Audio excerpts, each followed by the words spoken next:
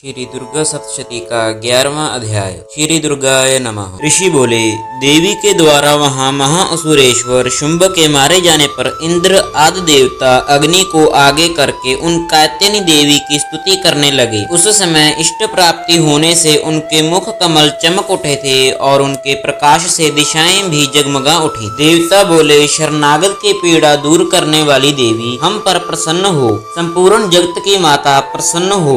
विश्वेश्वरी, विश्व की रक्षा करो। देवी, तुम ही जड़ चेतन जगत की स्वामिनी हो। तुम इस जगत की एकमात्र आधार हो, क्योंकि पृथ्वी रूप में तुम्हारी ही स्थिति है। देवी, तुम्हारे पराक्रम को कोई नहीं लांघ सकता। तुम ही जल रूप में स्थित होकर संपूर्ण जगत को तृप्त करती हो। तुम अनंत बल से संपन्न वैष्णवी शक्ति हो। इस विश्व की कारणभूता प्रामाया तुम ही हो। देवी, तुमने इस समस्त जगत को मोहित कर रखा है। तुम्हें प्रसन्न होने पर इस पृथ्वी पर मोक्ष पद की प्राप्ति कराती हो। संपूर्ण विद्याएं तुम्हारे ही भिन्न भिन्न रूप हैं। जगत में जितनी जितनी स्त्रियां हैं वे सब तुम्हारी मूर्तियां हैं। जगदम्बे, एकमात्र तुमने ही इस विश्व को व्याप्त कर रखा है। तुम्हारी स्तुति क्या हो सकती है? तुम तो स्तुति करने योग्य पदार्थों से परे एवं प्रावाणी हो। देवी, जब तुम सर्व स्वरूप एवं स्वर्ग तथा मोक्ष प्रदान करने वाली हो, तब इसी रूप में तुम्हारी स्तुति हो गई। तुम्हारी स्तुति के लिए इससे अच्छी उक्तियां और क्या हो सकती हैं? बुद्धि रूप से सब लोगों के हृदय में विराजमान रहने वाली तथा स्वर्ग एवं मोक्ष प्रदान करने वाली नारायणी देवी, तुम्हें नमस्कार है। हे नारायणी, तुम सब प्रकार का मंगल करने वाली कल्याणमयी हो। मंगलदायिनी शिवा हो। सब पुरुषार्थों को सिद्ध करने वाली शरणागत वत्सला, तीन नेत्रों वाली एवं गौरी हो। तुम्हें नमस्कार है। तुम सृष्टि के पालन और संहार की शक्ति भूता पुरातन देवी, गुणों का आधार तथा सर्व गुण संपन्न हो। नारायणी, तुम्हें नमस्कार है। शरण में आए हुए दीनों पीड़ितों की रक्षा में रत रहने वाली तथा सबकी पीड़ा का निवारण करने वाली नारायणी देवी, तुम्हें नमस्कार है। नारायणी, तुम ब्रह्माणी का रूप धारण करके हंसों से जुते हुए विमान पर बैठती हो तथा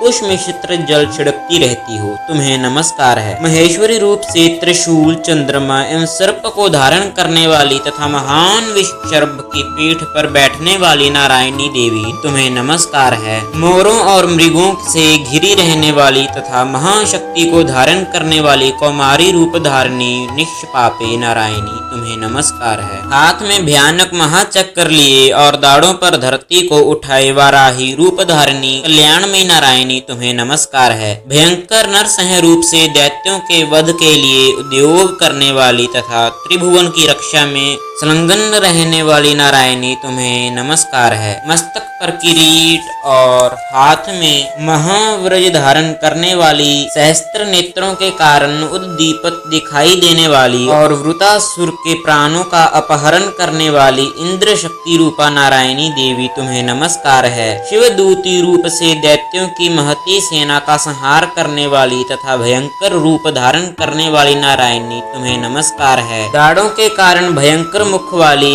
मुंडमाला से अलंकृत मुंडमर्दिनी चामुंडा रूप नारायणी, तुम्हें नमस्कार है। महाविद्या, श्रद्धा, पुष्टि, स्वधा, लक्ष्मी, ध्रुवा, महारात्रि, लज्जा तथा महाअविद्या रूपा, तुम्हें नमस्कार है। मेधा, सरस्वती, वरा, भूति, तामसी, नियता तथा ईशा रूपिणी नारायणी, तुम्हें नमस्कार है। सर्व स्वरूपा, सर्वश्वरी तथा सब प्रकार की शक्ति से संपन्न दिव्य रूपा दुर्गे देवी, सब भयों से हमारी रक्षा करो, तुम्हें नमस्कार है। कात्यायनी, यह तीन नेत्रों से शोभित तुम्हारा सौम्य मुख सब प्रकार के भयों से हमारी रक्षा करे, तुम्हें नमस्कार है। भद्रकाली, ज्वालाओं के कारण विकराल प्रतीत होने वाला, अत्यंत भयंकर और समस्त असुरों का संहार करने वाला तुम्हारा त्रिशूल भय से हमारी रक्षा करे, तुम्हें नमस्कार है। देवी, जो अपनी ध्वनि से संपूर्ण जगत को व्याप्त करके दैत्यों का तेज नष्ट कर देता है, वह तुम्हारा घंटा हम लोगों की पापों से उसी प्रकार रक्षा करे जैसे माता अपने पुत्रों को बुरे कर्मों से बचाती है। चंडिके, तुम्हारे हाथों में सुशोभित खड्ग जो असुरों के रक्त और चर्बी से चर्चित है वह हमारे लिए कल्याणकारक है। हम तुम्हें नमस्कार करते हैं। देवी, तुम प्रसन्न होने पर सब रोगों को नष्ट कर देती हो और क्रोधित होने पर मनोवांछित सभी कामनाओं का नाश कर देती हो। जो लोग तुम्हारी शरण में आ चुके हैं उन पर विपत्ति तो आती ही नहीं, तुम्हारी शरण में गए हुए मनुष्य दूसरों को शरण देने योग्य हो जाते हैं। देवी अंबिके, तुमने अपने स्वरूप को अनेक भागों में बांट करके नाना प्रकार के रूपों से जो इस समय इन धर्मद्रोही महादैत्यों का संहार किया है वह सब दूसरी कौन कर सकती थी। विद्याओं में ज्ञान को प्रकाशित करने वाले शास्त्रों में तथा आदि वाक्यों में तुम्हारे सिवा और किसका वर्णन है। जहाँ राक्षस, जहाँ भयंकर विषैले सांप, जहाँ शत्रु और लुटेरे की सेना और जहाँ दावानल हो वहाँ तथा समुद्र के बीच भी रहकर तुम विश्व की रक्षा करती हो, इसलिए संपूर्ण विश्व को धारण करती हो। तुम भगवान विश्वनाथ के भी पूजनीय हो। जो लोग भक्ति पूर्वक तुम्हारे सामने मस्तक नवाते हैं वे संपूर्ण विश्व को आश्रय देने वाले होते हैं। जैसे इस समय असुरों का वध करके तुमने ही हमारी रक्षा की है, उसी प्रकार सदा हमें शत्रुओं के भय से बचाओ। संपूर्ण जगत का पाप नष्ट कर बड़े बड़े उपद्रवों को शीघ्र दूर करो। विश्व की पीड़ा दूर करने वाली देवी, हम तुम्हारे चरणों पर पड़े हुए हैं, हम पर प्रसन्न हो। त्रिलोक निवासियों की वंदनीय परमेश्वरी, सब लोगों को वरदान दो। देवी बोली, देवताओं, मैं वरदान देने के लिए तैयार हूँ। तुम्हारे मन में जिसकी इच्छा हो वह वर मांग लो। संसार के लिए उस उपकारक वर को मैं अवश्य दूंगी। देवता बोले, सर्वेश्वरी, तुम इसी प्रकार तीनों लोकों की सारी बाधाओं को शांत करो और हमारे शत्रुओं का नाश करती रहो। देवी बोली, देवताओं, वास्तव मंवंतर के 28वें युग में शुंभ और निशुंभ नाम के 2 अन्य महादैत्य पैदा होंगे। तब मैं नंद ग्वाले के घर में उनकी पत्नी यशोदा के गर्भ से पैदा हो विंध्याचल में जाकर रहूंगी और उक्त दोनों असुरों का नाश करूंगी। फिर अत्यंत भयंकर रूप से पृथ्वी पर अवतार ले मैं वह प्रचित्त नाम वाले दानवों का वध करूंगी।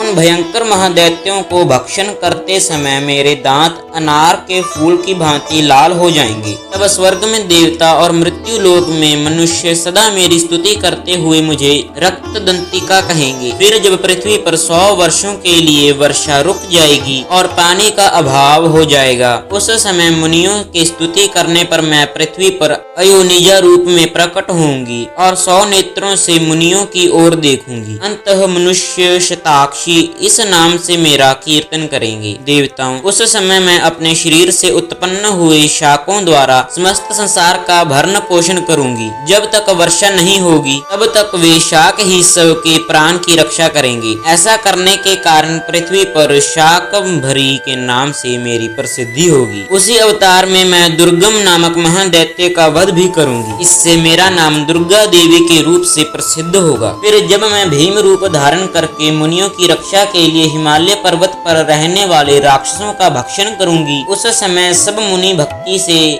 नतमस्तक होकर मेरी स्तुति करेंगे। तब मेरा नाम भीमा देवी के रूप से प्रसिद्ध होगा और अरुण नामक दैत्य तीनों लोकों में भारी उपद्रव मचाएगा। तब मैं तीनों लोकों का हित करने के लिए 6 पैरों वाले असंख्य भ्रमरों का रूप धारण करके उस महाअसुर का वध करूंगी। उस समय सब लोग भ्रामरी के नाम से चारों तरफ मेरी स्तुति करेंगे। इस प्रकार जब जब संसार में दानवी बाधा उपस्थित होगी तब तब अवतार लेकर मैं शत्रुओं का संहार करूंगी। अति देवी स्तुति नामक 11वां अध्याय समाप्त।